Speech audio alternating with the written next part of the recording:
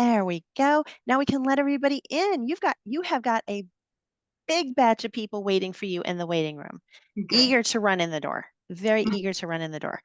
Um, so here they come. I always love this part. I pretend like I can see them like coming in the door, but Oh, yes. that's just my little silliness. That's just my silliness. So welcome, welcome, welcome, everybody. I see more people, more people. As soon as I admit one batch, there's always another, right?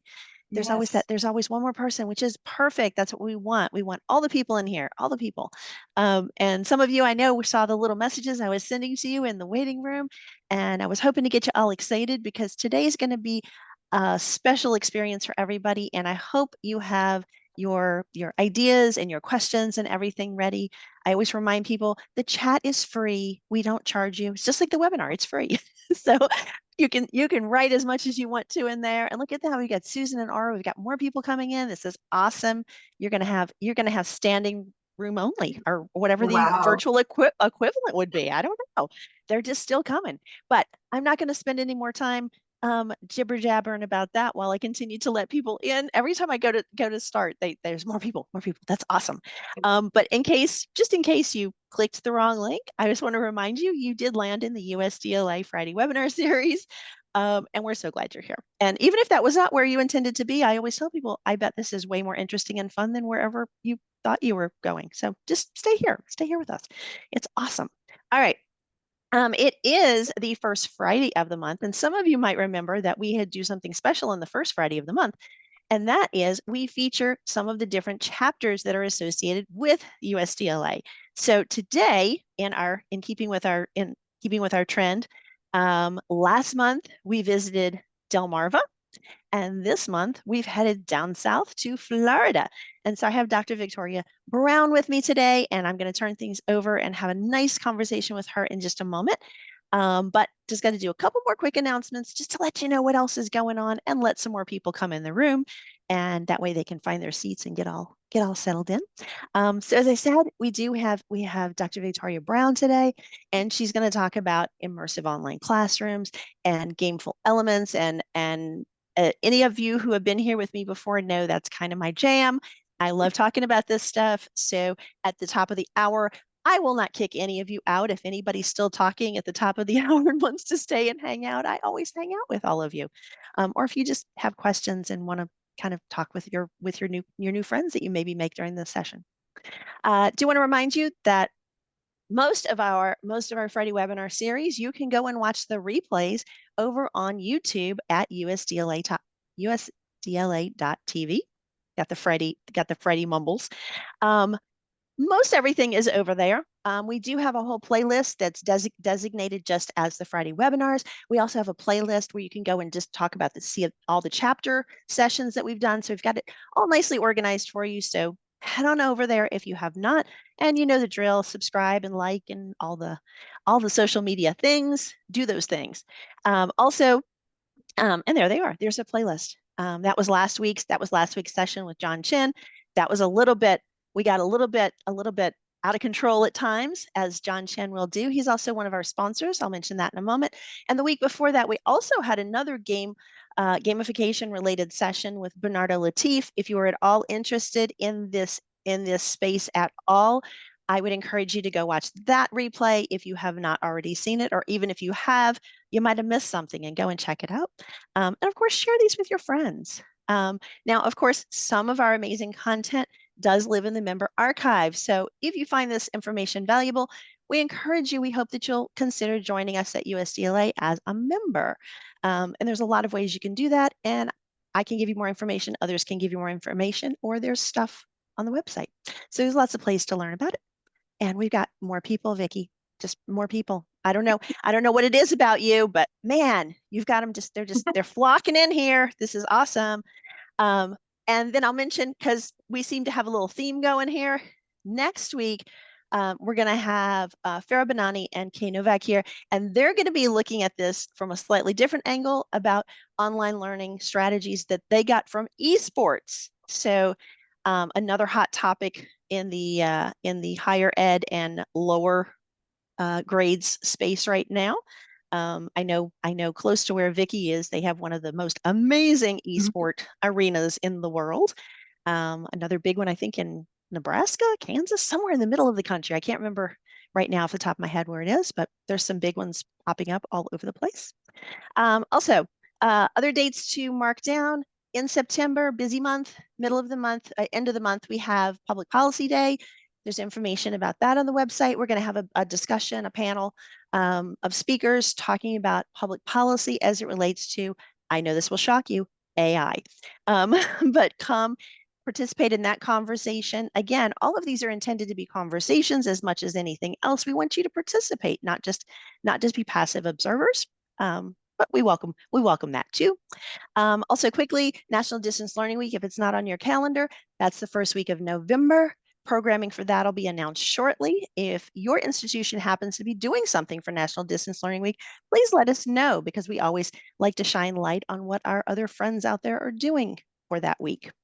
And then finally, big announcement, if you haven't heard, save the date. Registration is technically open. You can register for our next conference, which is back in St. Louis again next year, June 23rd to the 26th. It's gonna have a baseball theme. We're gonna have a chance to go to a baseball game if that's your jam, because we found out already that the Cardinals will be in town the entire time that we are at the conference. So that timing worked out super, super good for us this year. All right. Finally, have to say a quick thank you to our sponsors. I mentioned John Chen a moment ago with Engaging Virtual Meetings as our platinum sponsor. He was also our virtual producer at the conference last year. Got us all the amazing footage of all the happenings that happened in the ballroom last year, and he will be back with us again next year. We have our gold and silver sponsors on the screen. If you happen to work with them, please reach out to your rep and say hello. They get lonely without you. Let them know what you'd like to see coming. They love suggestions as well. So reach out to them. If there's names on here you don't recognize yet, please dig in and find out what they do, because you'll see these along with our bronze sponsors, exhibitors, friends, all of our people. They run the gamut. We've got hardware, we've got software services, about just about everything. So if you're involved with distance or digital learning, we probably have a sponsor that does something that affects you. So please take a moment, because without their generous support, we wouldn't be able to do all these great fun things like spending the day with Vicky, which is what I'm going to stop sharing and we're going to start doing now as I let in yet a few more people. But first of all, thank you so much for being with me today. All of you, but especially Dr. Brown. So I want to turn things over, because you're here kind of in a dual purpose, which I love, because you are here as the president of the Florida chapter. So I want to give you a chance first. I know you've got some fun events coming up. Let you have a chance to talk a little bit about that first, and then we'll get into the game stuff if that works. Yes, it does. So I want to thank everyone for coming and particularly sharing our passion about gaming. So it's been, I'm excited. I'd really like to get to that part. I'm also very excited about the Florida chapter. And I think it's important to understand our chapter is to kind of look at the history of distance learning in Florida. Florida was the first place to offer a virtual high school. Amazing stuff. We were the first one. It's Florida Virtual High School. We actually still have that over 20 years later. And also in Florida, every school district pretty much has a distance learning component, because they're now rewarded through our state funding model for offering distance learning at the county level as well. So our school districts are organized around counties. So there's multiple opportunities in the K-12 space if you want to take online classes. And recently, Florida Virtual School has extended into the elementary grades. So, which again is groundbreaking kind of work that is being done here in Florida. Nova Southeastern University was a leader of distance learning. It's about 20 years ago. They did their distance learning model at that time was to go to the learners. So they actually took the instruction to where the learners were, and then they actually began to migrate in the late 1990s to video distribution of live classrooms. So That is the institution that really started the chapter in Florida. So Florida also has put together a group of individuals who led from all of the state universities except for one that focused on how to grow distance education and developed a 10-year plan, which is going to expire very soon here in 2025. And I was a part of designing the plan and then also implementing large portions of that plan for 5 years. So Florida put a plan together. They said, it's amazing. How are we going to grow? How can we make sure we have quality? And we currently, if we had any of our Florida institutions had to bring all the students back to campus, we would not be able to do so. We would not have enough classroom spaces, nor could we provide enough faculty to do that. So there's been a huge growth in distance learning across Florida. So I think from that, you get a nice kind of understanding of Florida, which also results in what one of our main activities in the Florida chapter is to provide a conference. We are opposite of the USDLA. They offer theirs in June, and we offer ours in February. So we definitely encourage anyone who's interested, and we can post some links here in a little bit that allows you to participate in our conference. It's virtual, so you can come in from anywhere. You will hear a lot about the best practices and strategies, both from a research and practitioner point of view. And we're beginning to expand our reach into the business community. We have been working on a partnership with American Talent Development that's locally here in Florida, in the South Florida region. So we're developing a partnership with them. So we are hopeful to be bringing on some business kind of propositions there as well. And through that, we're starting our own webinar series. So we're going to be offering 3. And our first one will be in, I believe, October. So be watching the USDLA newsletter. As we have those links come available, we'll be sharing them with USDLA. And you can also sign up for our newsletter if you're interested in hearing more about what's going on in Florida. So kind of a fast, kind of high level view. No, that was great. And I dropped the basic conference page into the chat for you just as a starter. From there, they can look at the other proposal links, and they can get to all the goodies and see more about your chapter. Because yeah, Florida's, I mean, the history there is just, amazing. Yes, yeah, amazing. It is amazing. I think a lot of people probably should look at that 10-year plan and kind of get ideas of, what are they missing? What have they forgotten about? What should they be doing? But yeah, and I want to give a shout out. We've got Erica Bell on. Since she's on camera, I will say hi and wave to her. Yes. Which also has her own state chapter of Tennessee that will be visiting us in a couple of months for a webinar like this one. But she's also the USDLA state chapter chair. So I just wanted to give her a shout out since she's here. And she was giving you congratulations. So. Oh yes.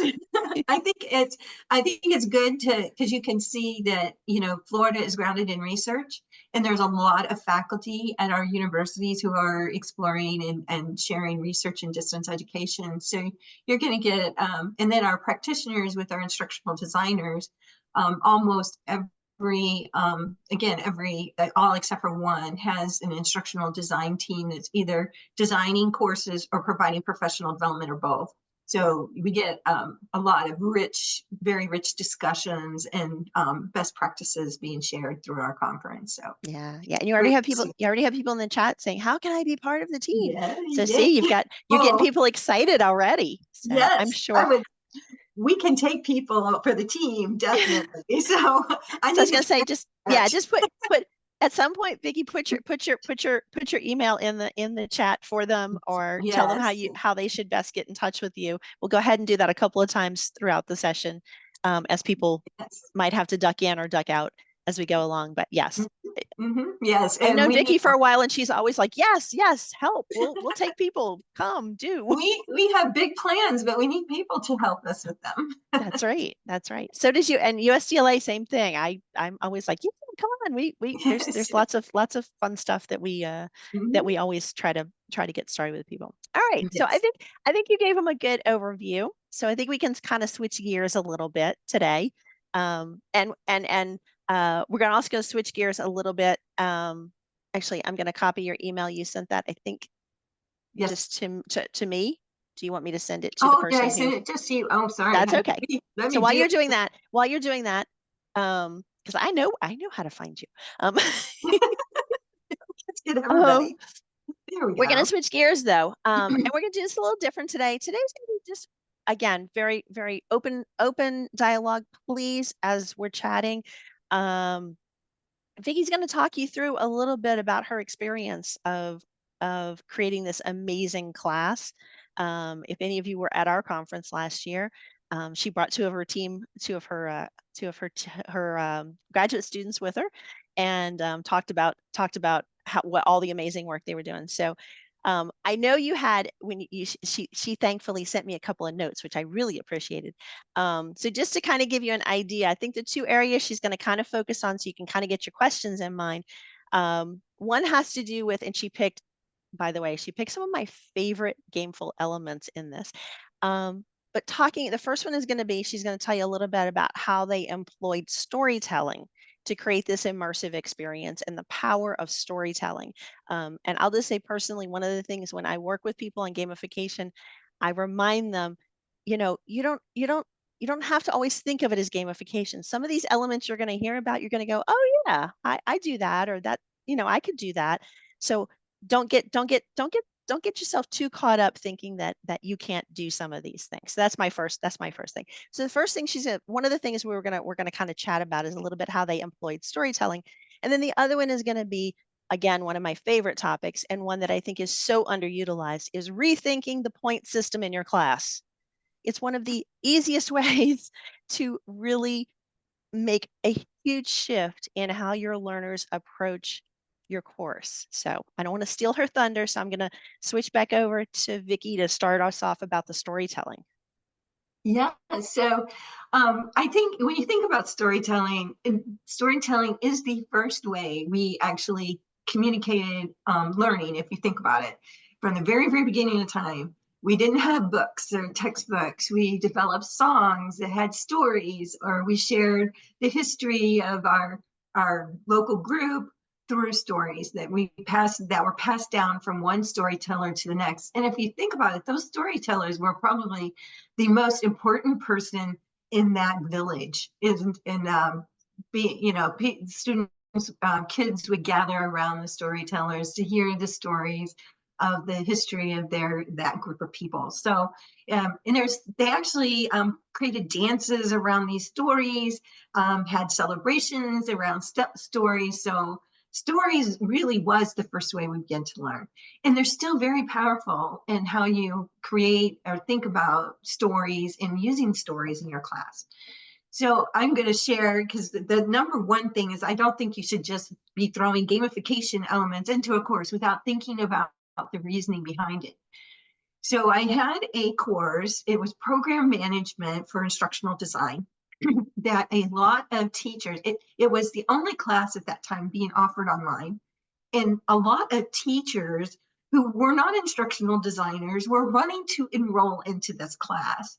And I was teaching project management and how to manage an instructional design project using project management tools. Well, guess what? Not very many of those students were very happy with that course. They did not like it. They didn't see how that content literally connected to their everyday life as a teacher at the school. And they're like, why am I learning this? It comes through. And I was like, I'm really struggling. I think what they really need to learn these things, even if they are teachers. I think teachers are probably the number one people who need to learn about project management, because they don't use project management or think about project management as they're developing instructional training at their school districts. So I was like, how in the world am I going to make this course better? I believe he's in here as one of the audience members. George Ramagosa was designing simulations for businesses. And I realized the course I was about to teach, he knew more probably about that topic than I did. And I offered him an opportunity to work with me as a teacher assistant for a grade if he would help me design a simulation for that class. So thanks to George, we got it started. We have simulated you, and we went through, and what I think is really cool about the class is that he brought those real life instructional designer experiences to the class. At the same time, we were using the project management tools so they could see how it affected their timelines, their budgets, and those kind of things as they were rolling. So that class, and I'm going to talk about a little bit. There's it is a group project. They must work together. There is no way they can get through this class without working together.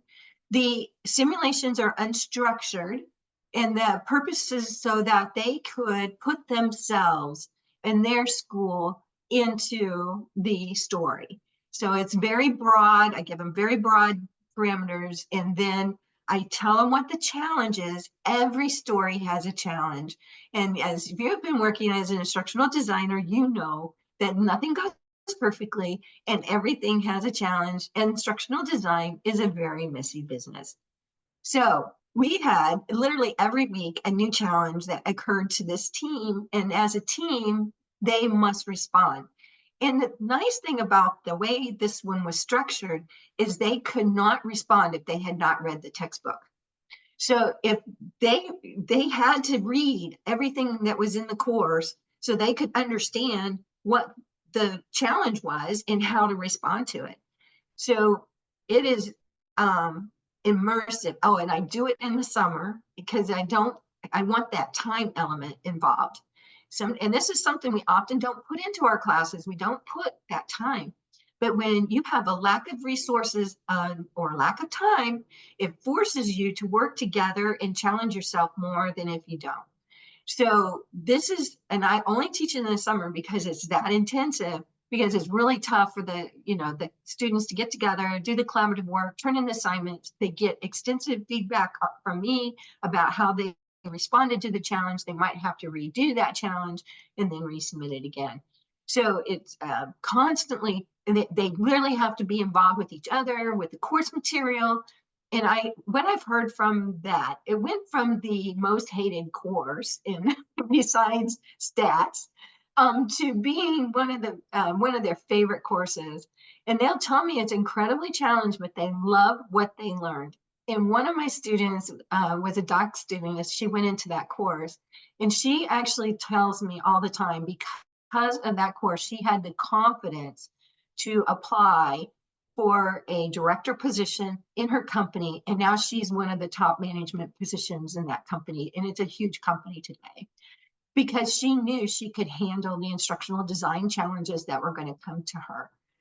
Now, I wish one of the things as I was going into gaming and thinking about how am I going to add gaming elements to my class, at first you kind of get overwhelmed. Well, what kind of program can I use?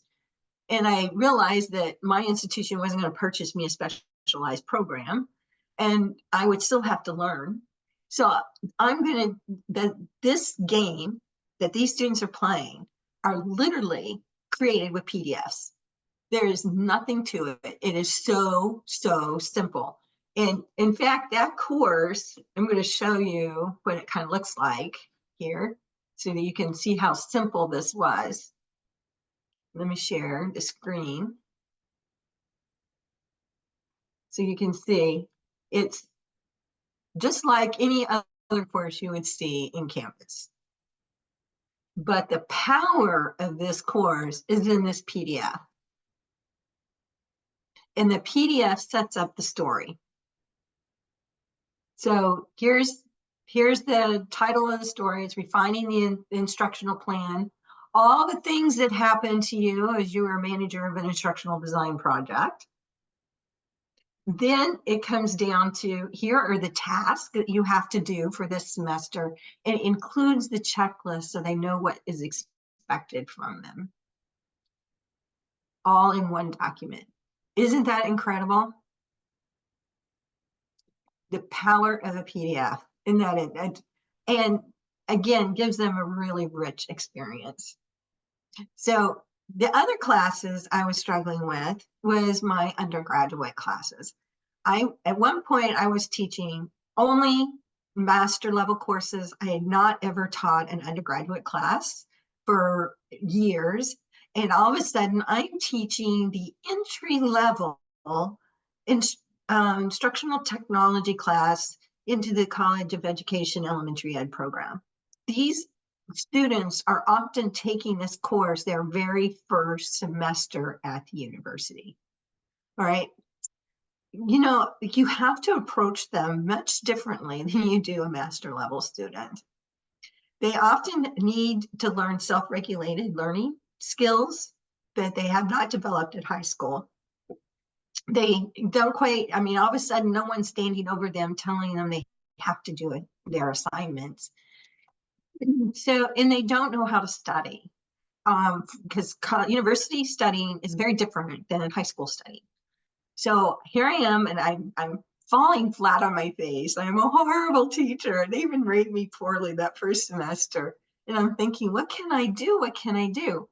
And then COVID comes along, and it makes it even more challenging to teach them, because now they have family people, many people in South Florida, many of the students we have live in multi-generational homes. So that meant if one person came in with COVID, the entire family became ill. And when the entire family becomes ill, that includes grandma and grandpa. So many of them were losing family members. We're having to take care of family members during COVID. So obviously losing their jobs, that was another thing that was happening to them. So they had all of these stressors, and I'm thinking, well, how can I get them interested in coming back to class? I got to do something different, because what I'm doing now isn't working. So in that class, I actually employed, again, the storytelling method. So their first time taking an education class, they don't even perceive themselves as teachers. That's one of the challenges in that class.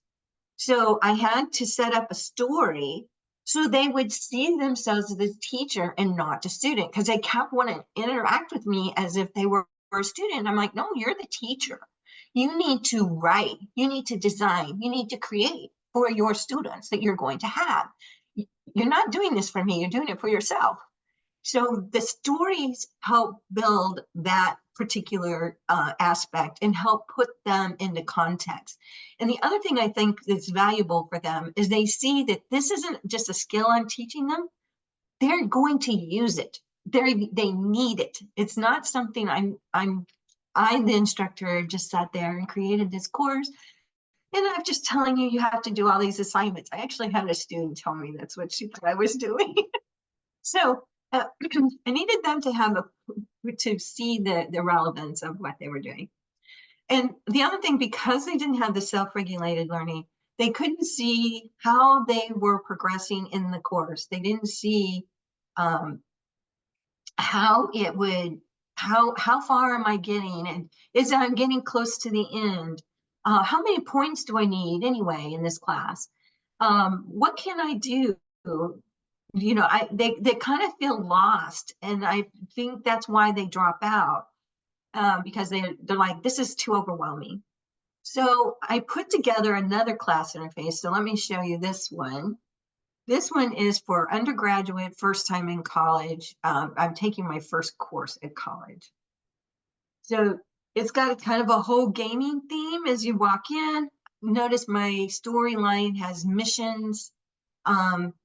Then I give them very colorful, I've dressed up canvas as much as I can.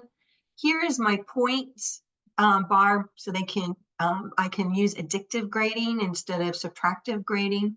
And then down here, they actually have these badges will change colors and as they go. So you know they've taken 5 and they've got this many more lessons to go. So they know how they're progressing. They feel like they're accomplishing something. And these actually go to badges. So each lesson has a badge and they can earn that badge. And if they wish, they can share it out on their job platforms as well. So some of the students get really into these badges, and if it's not working well, I hear about it immediately. So it's kind of fun to watch them. And again, I'm using just simply I provide instructional materials just like anyone else. I use videos, I use, whatever I can have access to. And then I also do the challenge. Notice the challenge is in a PDF. Oh, no, I'm sorry, that's the grade. Clicked on the wrong thing. Let me go back. So this is their, I make them do mission preparation. So that's a quiz they take before they start. Then I have a strategy manual, and the strategy manual teaches them about the technology. And it's just, I try to make it, again, as colorful as I possibly can. And then I have a training manual, which actually allows them to follow through step by step. So, so they have support in doing the game, and then they get the challenge directions. So it's all there, again, all neatly organized. It looks entertaining. Oh, I'm looking at the wrong class. I managed to click out of the, there you go. This is better. Okay. So, so anyway, it's all complete. Here's their challenge. Again, I give them all these kind of leveling up. I use those gaming kind of terms. What is so fun is when I have a student who interacts with me and they actually pick up the game and their answer reflects the game. And I'm starting to see more and more of that. What I'm getting, just so you kind of have an overview, I have a better completion rate in my classes. If the student starts and engages, now there are always those students who do not, but if a student starts and engages with me, they will finish the class. And then the other thing that I find is the responses the students give me afterwards is like, they had so much fun. They love the class. All of those kind of things come back to me. So I've managed to make learning fun at the university. I think that's impossible. You don't hear people doing that very often. So anyway, I really enjoy doing this, and hopefully, let's stop and take some questions so I don't feel like I'm rambling on all by myself here. So if there's any questions. I just want to say it's so cute watching your energy between talking about when you started and now you're like, oh my God. Yes. Yes, my And energy. that's so important. That I always tell people, it's like, if you're not interested in what you're teaching them or talking about, why would you expect them to be engaging with you? That's I mean, right. I'm not expecting everybody to, I know I can be a little quirky and perky and whatever. I'm not expecting everybody to be like that, but like, if you don't look interested, like, don't be Right. If you're surprised. not interested. So, all right, Right. but Right. I Yeah, gave people interesting. time to type. See if I song and dance a little bit, it gives them time to type. So, Corey asked, from an instructional design perspective, how long did a course like this was the time to develop it start to finish? So, Well, for me, it takes me a long time anyway. It doesn't matter if I'm doing a gaming kind of strategy or not. I'm going to be writing directions for every one of my assignments. And I'm also adding the teacher notes in some way, shape, or form. I feel like, they paid the money to hear from me, so I need to provide them. It's not a read the book kind of class. So I'm also doing that. So the additional piece is writing the stories. And to me, they're fun, and it really doesn't take me much more than an hour and a half to add the story to the platform. Now, it did take me a little bit of time to design, like pick up the gaming pieces and I actually do that for myself. I don't know, as an instructor, you're teaching 3 different classes and they look all the same. And I'm like, how can a student know what class they're in if they all look the same? So I kind of change those up and then I create them and then it takes me a little bit, probably about, one afternoon or so to create all of the gaming interface pieces that I want. And then obviously you can copy that once you set up your first one, you just copy it and then your work is done. Now, the second class that you looked at, I did have assistance from a teaching assistant. They gave me one. Rarely does that happen, but I did receive one to help with that class. So we worked together. It's to get that class ready and up and running.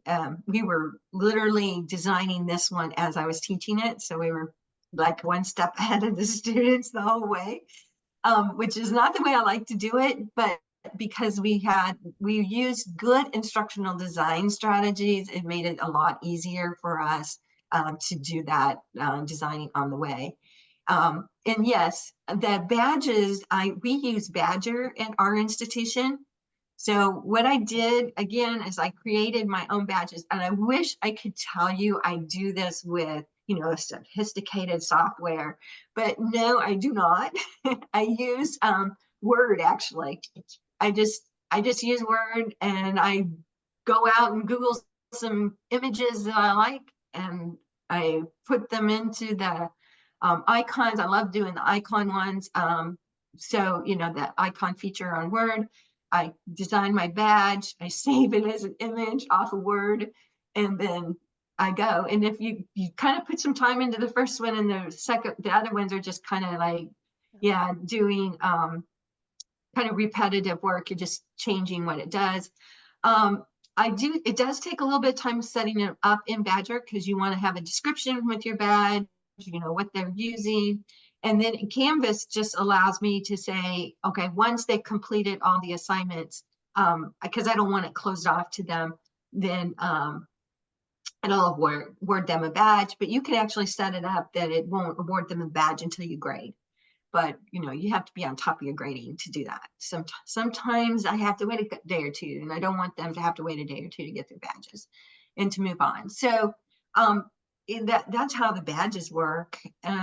And once you do the first set for yourself, it's really easy to do the next set and the next set for however you're doing. So it does take me a little extra time to do that, but it's not as much as you would think.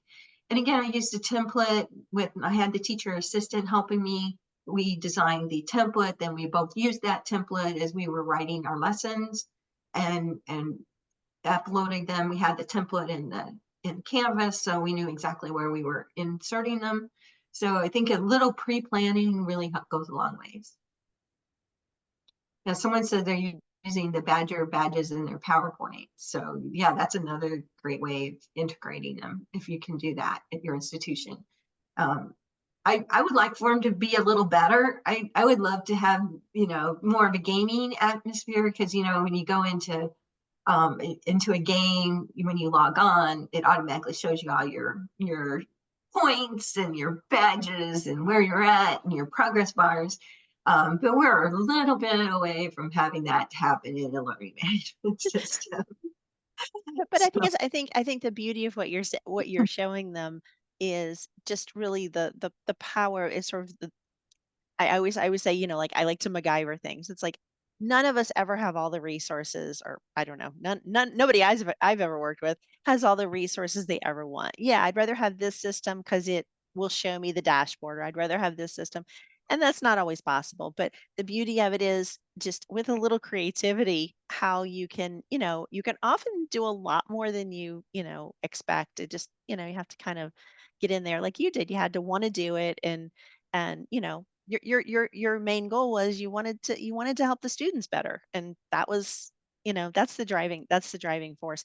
And I'll say just the color thing, another thing that people something to consider, especially if you have a lot of non-traditional students, first generation students who they don't have traditional support for the college experience. There's value in just putting your school colors, Mhm. branding your course so that it looks like they're part of your institution. I did a professional development at a university I will not name a few years ago, and I thought I was being all clever. I went in to do their professional development, and I had their school logo involved in my course. Like I was like, I thought it was very clever. None of them knew who it was.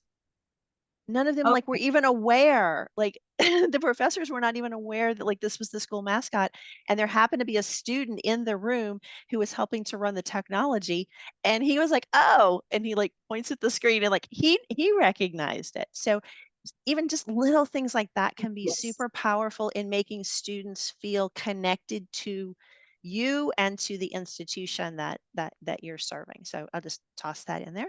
And you did have one more Yes. question from Oh, Michelle. okay. Um, with the back to the badge idea, is a module assignment locked in once completed? They see the badge. I think you touched on this a little bit. Mhm. Yeah, whether it's, but just in case people aren't following the chat, just want to make sure that okay, we got that. Never mind. Yeah, yeah, mine is set up so that it completes as soon as they Yeah. complete that assignment, they are awarded the badge. And then, but you could also set it up, they have to have 70% on a score before they're awarded the badge. The issue with that is in Canvas is it locks it until you grade it. So they can't move on to the next lesson. And I still buy into that old fashioned idea when I was first, when we first opened up distance learning courses, that they should be available at your time and your convenience, and you can progress through them at your rate, at whatever rate. So I might not be ready to grade, and I don't want a student being held back. Is kind of my thought on that. So it kind of depends. And then how your students are, and what your philosophy is, whether how you approach that badging element in the LMS. So anyway, it just kind of depends. I think the other one is, Valerie was talking, is the challenges that you can have, especially with the learning management system. And one was figuring out how I could do badges. And that's when I finally adopted badgers. I looked at a lot of different programs before I adopted that one. And then the other one is, how do you do addictive grading? And notice that's a different term. It's not a grading in general, it's addictive. So one of the things that drives a person when they're playing a game is the ability to see their points going up. And I'm almost to whatever level you wanted, kind of thing.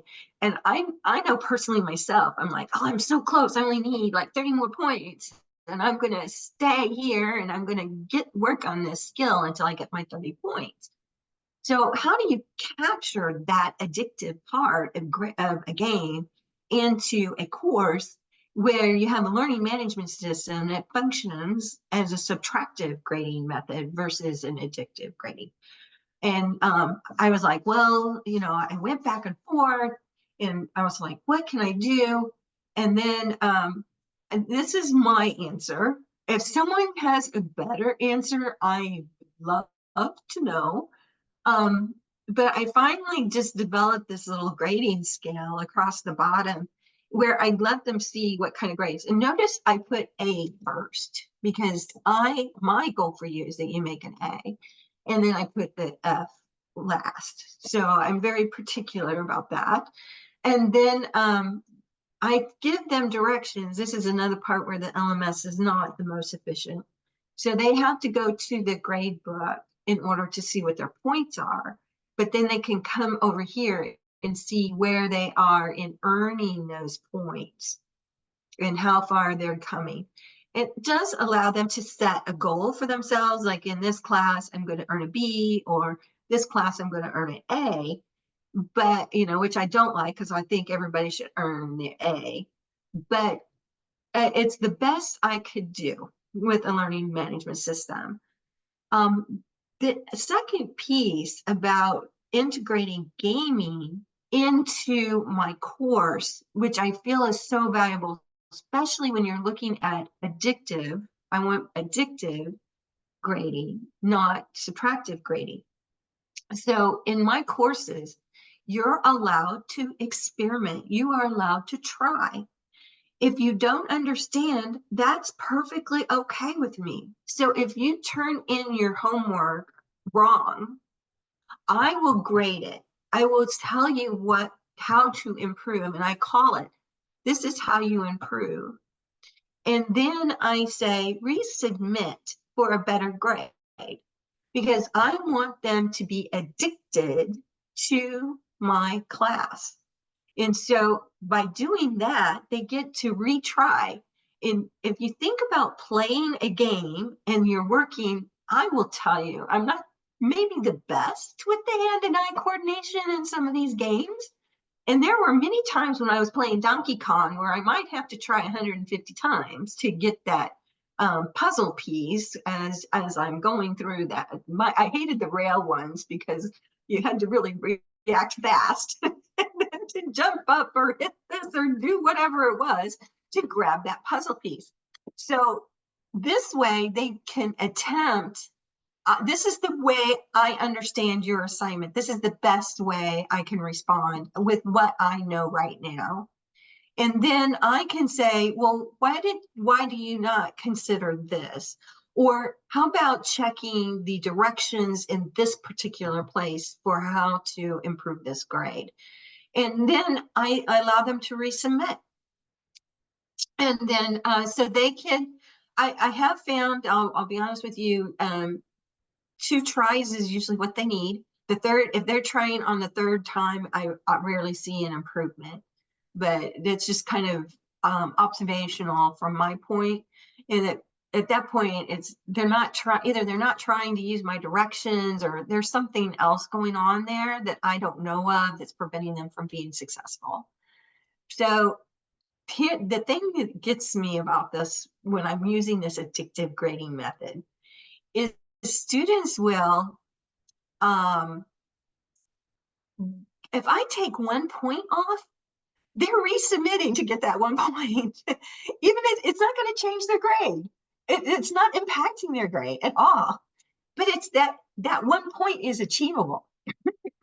So they're willing to grab that 1 point, and they want to grab it. So they're super excited about how can I want to get the best grade. They want to impress me, and which is rare in today's world. So, and they want to do that. So they want to impress the teacher. They want to do their very best, and they're willing to go the extra mile to get an extra point when you're doing addictive grading. I think it just floors me. It makes me. So anyway, is there any kind of feedback on what you're seeing there about addictive grading, rethinking your point structures, how you're handling points and awarding points? While they're thinking. And I'll mention, you're a friendly group. If someone would like to unmute themselves, that's perfectly acceptable. Or you can type in the chat, whatever works for you. I love, I kind of stay away from the term addictive, but I agree with the additive. I'm going to go with additive, the additive points, because there is nothing more demotivating. I had a professor when I was in grad school who said the first day of school, like, okay, you all have 100 points and it's just a matter of how many you lose. Like, that's just like the worst. I mean, that was like the worst intro like ever. And it's like, because first of all, it so tamps down any creativity or risk taking.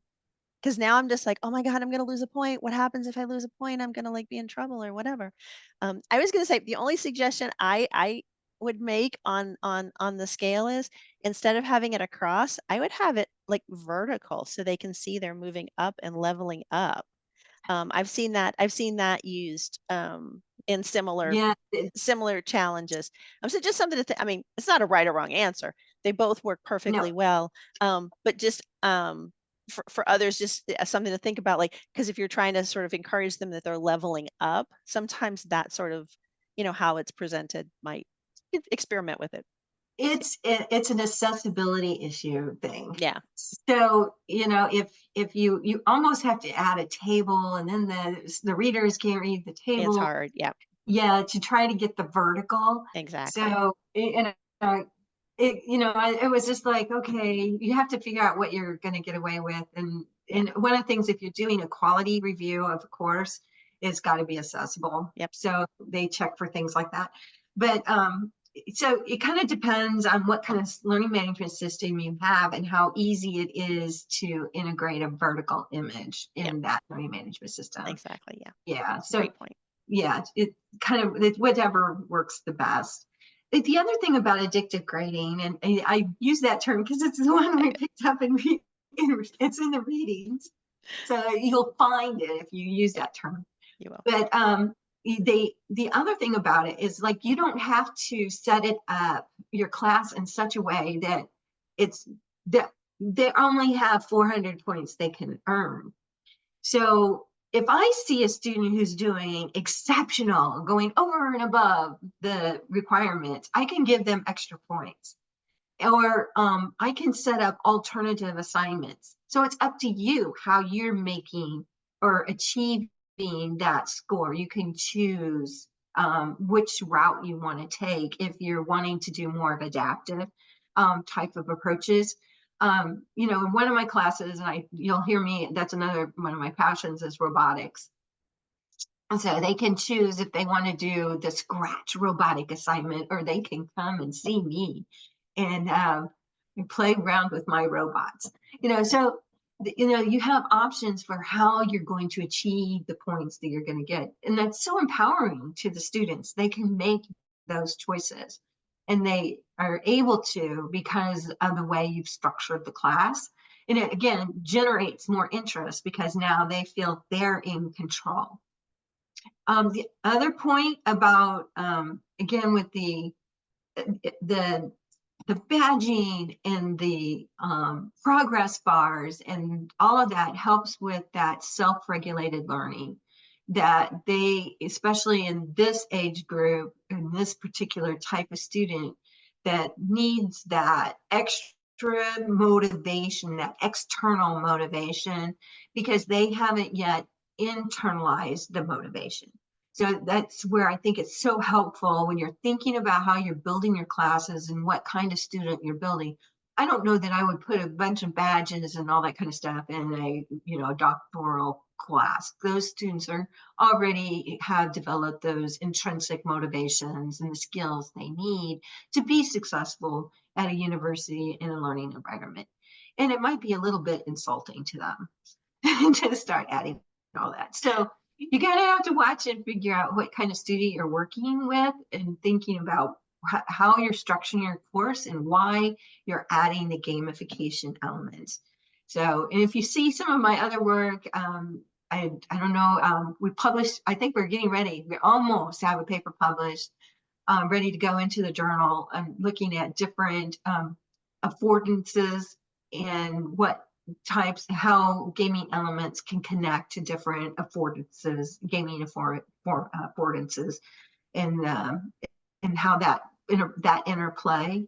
So you might be looking for that in the USDL journal coming soon. Coming soon. And I just want to mention we have a hand up. We have Verlin Okay. has a hand up, so I wanted to pause for that. Do you want to unmute? Okay. Can you hear me? Yes, there they come. Yeah. All right. Apologies. I'm sick, so it's kind of wiki. Sorry. But I do a lot of this work in K through 12. And I wanted to bring up that, like, one thing to keep in mind when you're doing what you're calling the additive grading system, is that you really, really, really do not want to have it to where it's just counting up to the same amount of points total. Because I mean, I've worked with like elementary schoolers and they'll figure it out. And they'll figure out, okay, I need to get this many points to get a C, and they'll do only that and never anything else. One thing that I found is that it's best to have a spectrum of work, to where, like, you have to obfuscate how many total points you can get. It's easier to have thresholds that kids can get a certain to. There's also having diminishing returns. For example, there's a big issue for specifically Khan Academy had this issue, especially in a lot of college work, is that students would redo earlier assignments that were well above and beyond, like well below rather, the subject matter that they were expertise in, just to get the badges. And this is a thing that happens in any progression system. A lot of the best resources are actually in game design for a lot of this sort of stuff.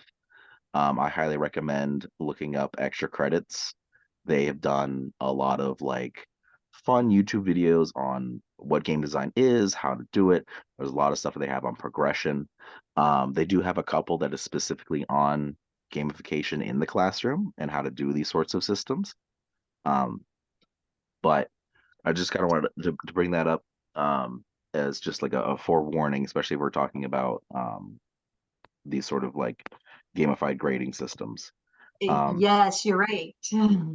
I thank you so much for bringing that up, because you have to very carefully gauge your grading scheme.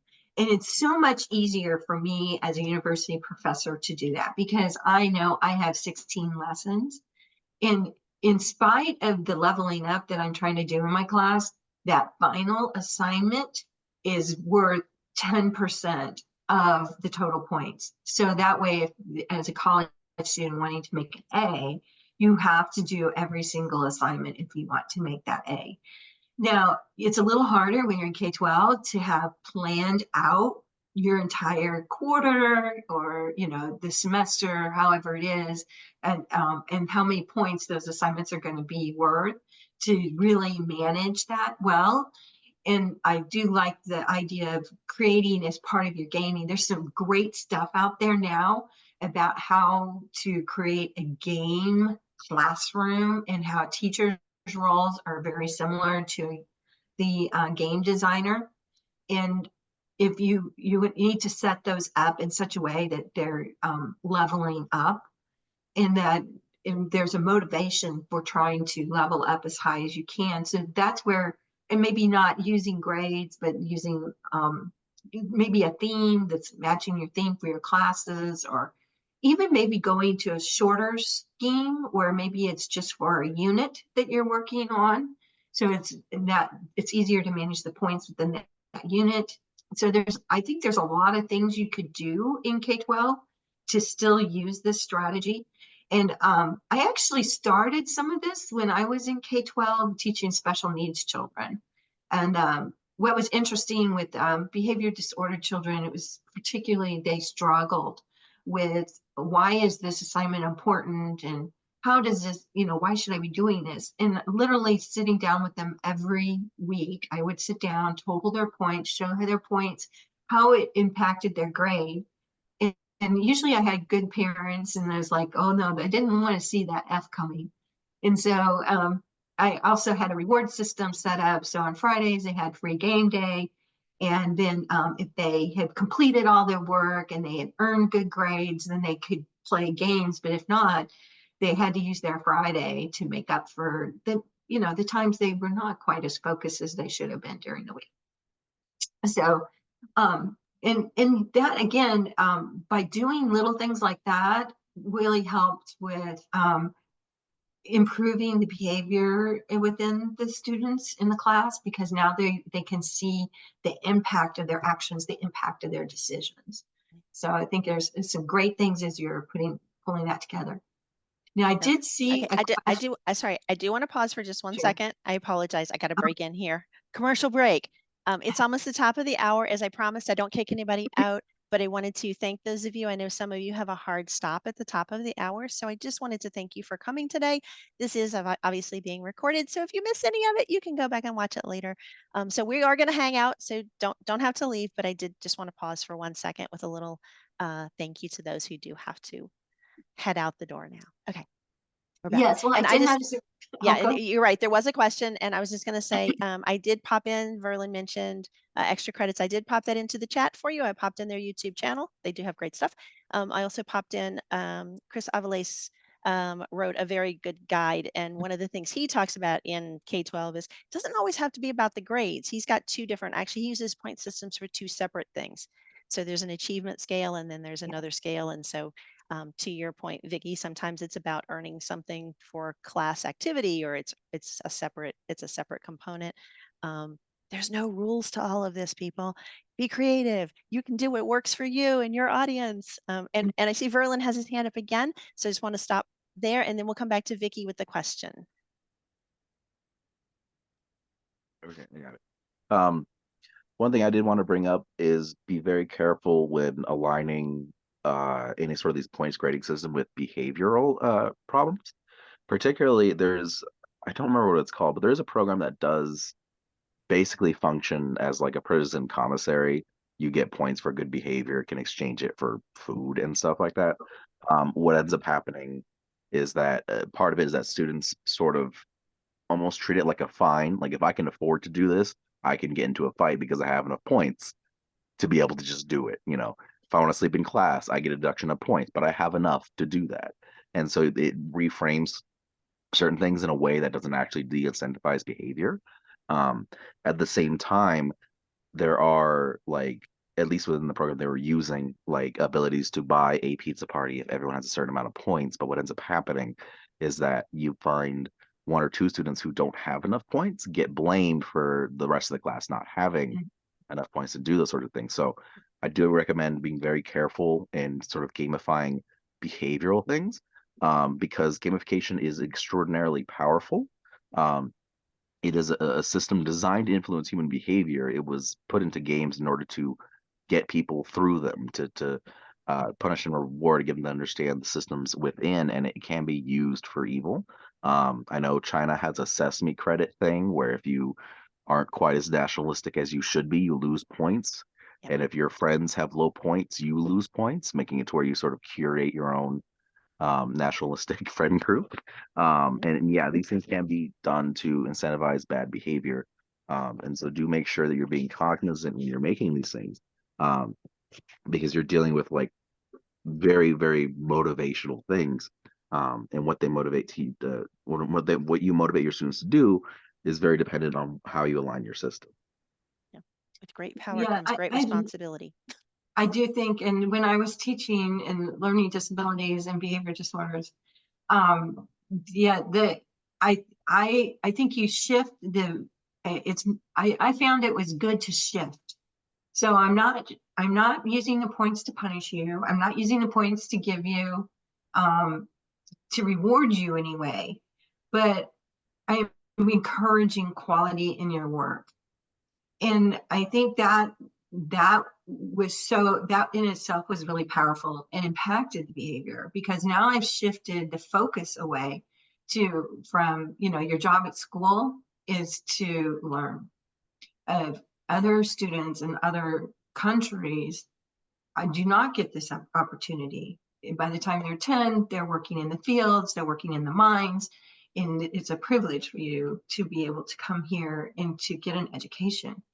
And um, I think it put together a powerful message to them, and it was amazing how that interplayed with them.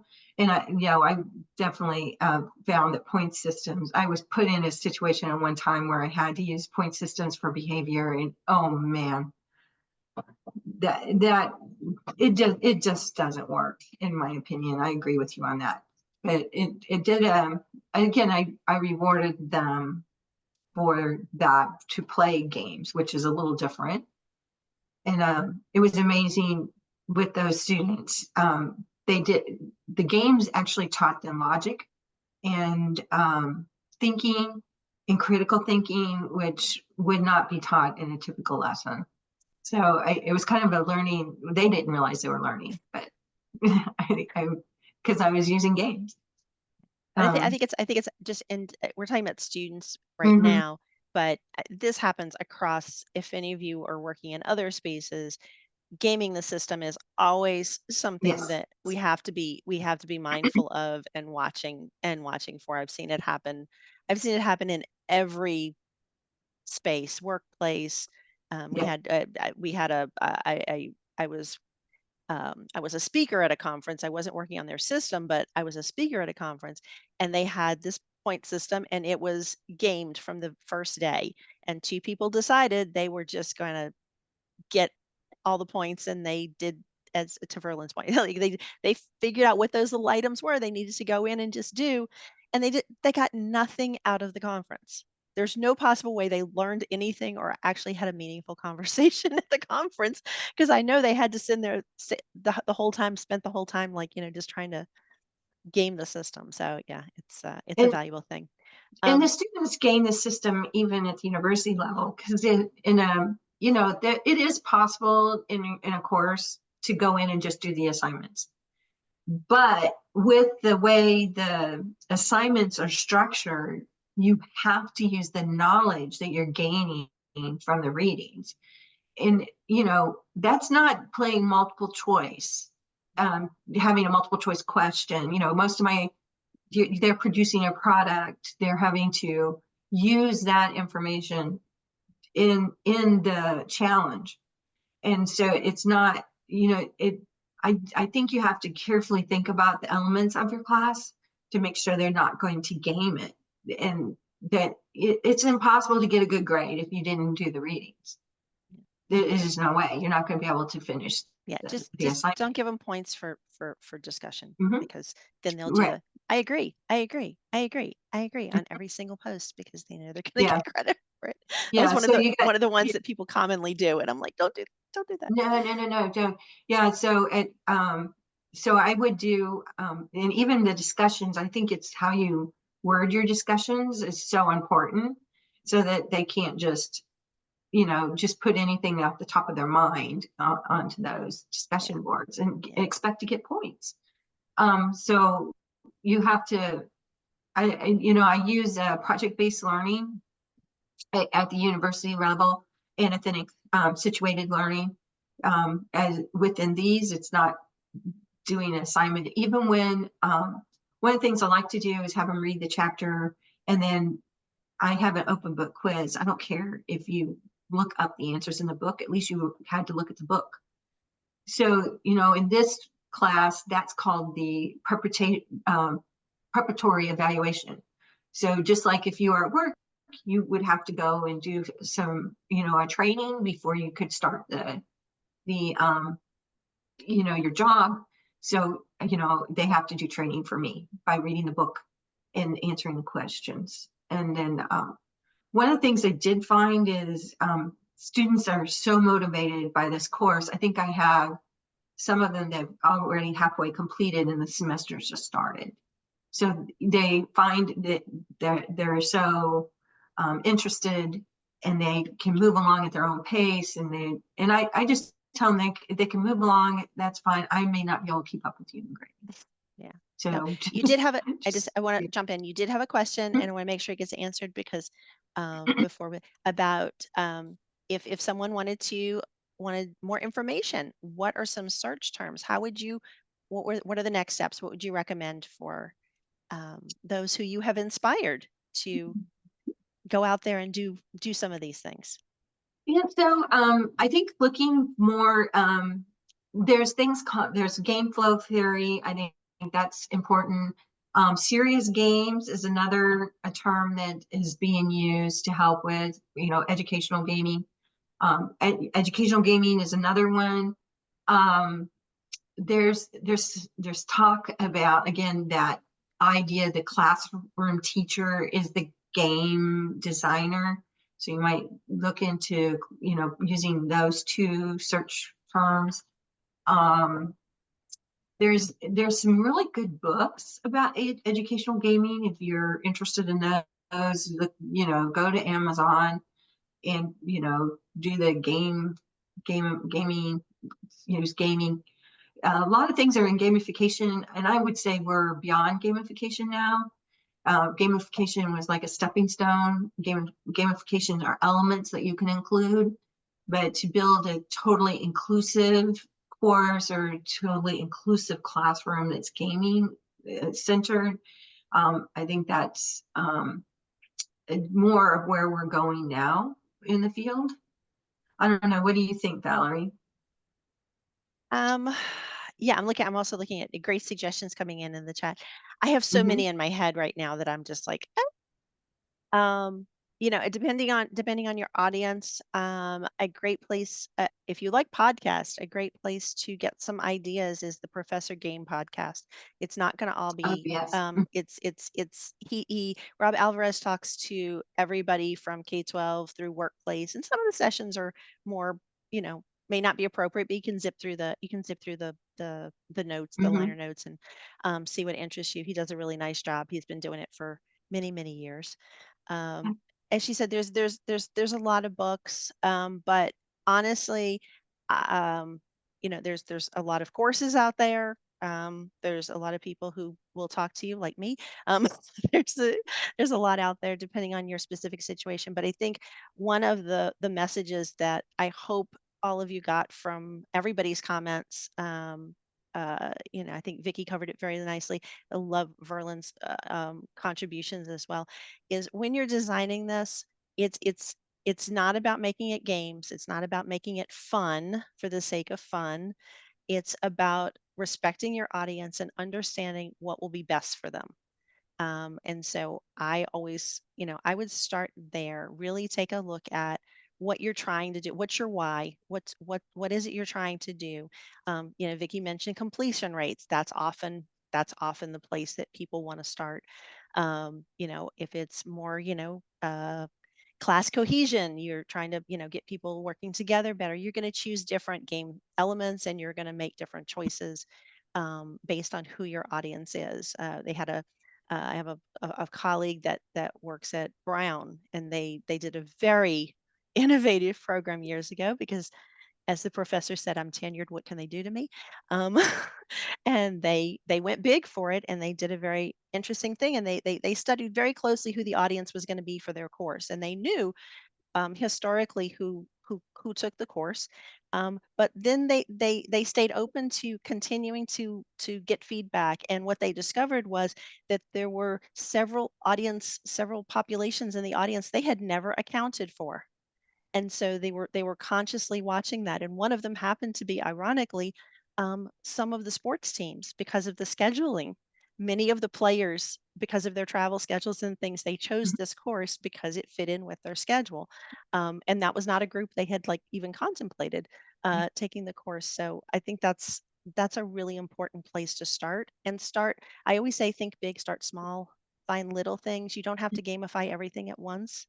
Nope. Vicky mentioned, maybe it's one activity, maybe it's one session of your section of your course, that you try do something a little differently, or just simply, whether it's a point system or just giving your learners choice as to how they demonstrate their mastery, can be a huge game changer. Think about the old choose your own adventure books and things like that. That some little changes in your course can reap big benefits. George mentioned scenario based, and I think that's another term that you can use. There's terms like storylines, learning, using storylines for learning, simulations. I actually call this more of a simulation because I'm simulating real life with um, my my stories. So it kind of depends. There's hero stories that work really well with K-12, so that's another good kind of strategy to use. Or if you're looking for more, and those are the kind of the philosophy educational base that from which I'm coming from when I design my stories and my gaming elements. I used to have a document that had them all, but it hasn't been updated yet. I had a really good list of resources. It Stay in grows. touch with me. I will It's update it. I promise. Well, and it's changing constantly, just like everything else. I was looking like, what are role-playing games? Do we still call them role-playing games today? Or are they massive player games? There's, that you might be stimulating and trying to grab those elements to put into your course. So I think the terms are constantly changing too. They are, and I mean that's I always joke with people. The wonderful thing about working in the field of gamification is that there is no definition of it, and Mhm. you can get a bunch of us together in a room that have been doing this for many years, and everybody's going to have a different definition. Mine is much more inclusive. I include everything from playful design through full on, fully immersive things, because for me, it's the process. It's not, and I understand technical, we can go back to the technical, no, but it has to be only when you're using game elements in a non-game context. Yeah, okay, we can use that definition, but I think that limits you, and that prevents a lot of people from getting started. I want them to get started wherever they are. And there's always something you can do to level up your learner's experience. There's always something you can do to just make it a little better for them. And so I'm less concerned with, I understand people need terms to do searches and things, but a lot of it really, you have to get in there and just do it. You Mhm. have to try some things, because your audience is going to be different than the audience you're reading about in a research study, and the research study is only going to have covered one variable that they could cover because it's a study, and their audience is probably not the same as yours. So it does get a little complicated in that way to try to match it up. I know people want the magic formula. They always want me to tell them in a workshop. They're like, but which one should I use? I'm like, I can't tell you which element you should use because it's going to be different. And And I think going back to like gaming the system and those kind of things, you have to realize that, most of my courses are educators. And it's rather interesting that educators or students in education programs are not as likely to cheat as they are maybe in a business program or some other program. So they're less likely to game the system. So I think it's kind of, so I'm working with, that getting to know your student is, I think, very important, and not just picking gaming elements just to pick a game element. I think you really have to match it. So use your instructional design processes that you would use to design any course as you're evaluating what kind of gaming elements to use. Make sure those gaming elements have a purpose. yeah, absolutely. And then too, I think you touched on a little bit earlier about timing. Mm-hmm. Something for people to think about when we're talking about the difference between gamification and a game and a this and a that and whatever we're calling it. When we're talking about game design, what we have to be careful about is game designers designed to keep you playing. Yes. We're not designing to keep them playing. We're designing to help them achieve whatever the learning objective or the skill or the whatever. And so time is very different when we're talking about these type of situations. I want them to learn it in the shortest amount of time. I don't want them to have to play. I don't want to keep them playing all day.